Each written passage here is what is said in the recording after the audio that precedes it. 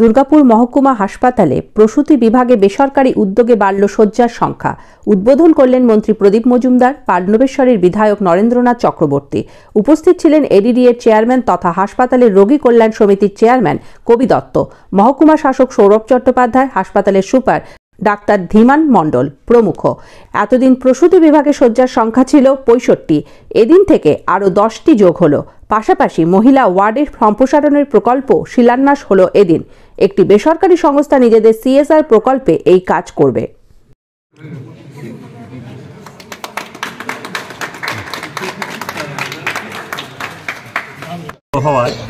এর জনপ্রিয়তা ক্রমশ বাড়ছে।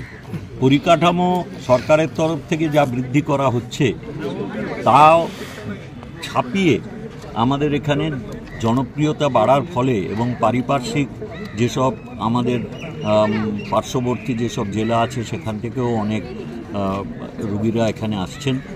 তার ফলে যে প্রশস্ত পরিষেবার প্রয়োজন আছে সেটাকে খুব দ্রুততার সঙ্গে তার যথাযথ ব্যবস্থা করার জন্যে আমাদের বিশেষ করে রোগী কল্যাণ সমিতির যিনি চেয়ারম্যান হয়েছে তিনি বিভিন্ন শিল্প প্রতিষ্ঠানের সঙ্গে যোগাযোগ করে, ব্যবসায়িক প্রতিষ্ঠানের সঙ্গে যোগাযোগ করে উনি চেষ্টা করেন যাতে আমাদের এখানে পরিকাঠামোগত উন্নয়নে তারাও হাত লাগান।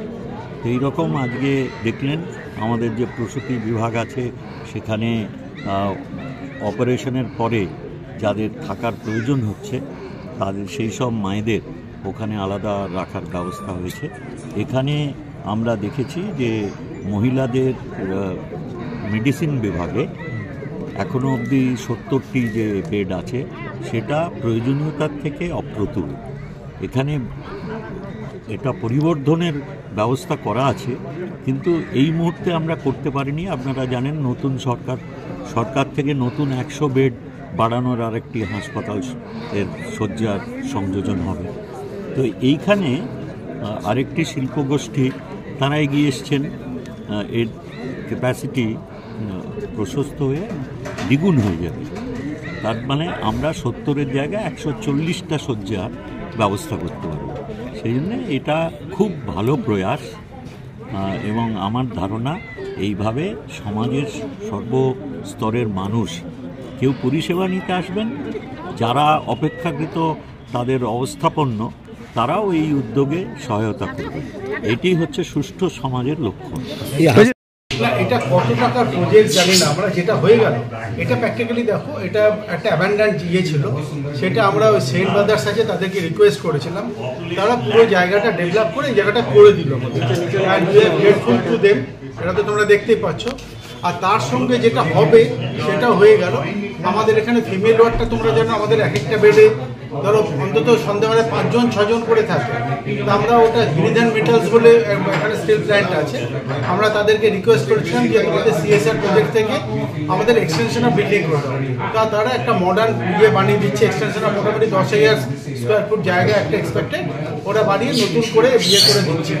প্লাস আমাদের বিল্ডিংয়ের যেসবগুলো ধরো অনেক জায়গা তো দেখতে পাচ্ছ যেগুলো মেনটেন্যান্স রিপেয়ারিংয়ের দরকার সেগুলো তাদেরকে রিকোয়েস্ট করা হয়েছে। আজকে আমিও করেছি, মন্ত্রীও করেছি, দে হ্যাভ অ্যাকসেপ্টেড যে পুরো বিয়েটা হসপিটাল ইয়েটাই তারা রিপেয়ার করে দেবে ডিউ কোর্স।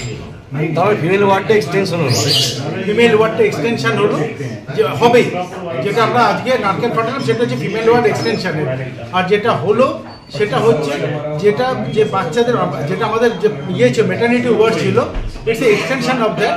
যার সময় অনেক সময় বাচ্চাদের তো ধরো নানা রকম ইনফেকশাস কিছু হতে পারে, তাই জন্য তাদেরকে এখানে সেপারেট রাখার জন্য এই ইউনিটটা তৈরি করা।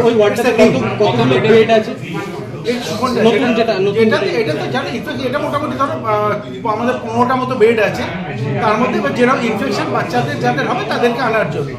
এছাড়া তারা একটা স্টোর করে দিয়েছে, আমাদের নার্সদের বসার জায়গা করে দিয়েছে, চেঞ্জ রুম করেছে, এভরিথিং এরা করে দিয়েছে এই জায়গায়।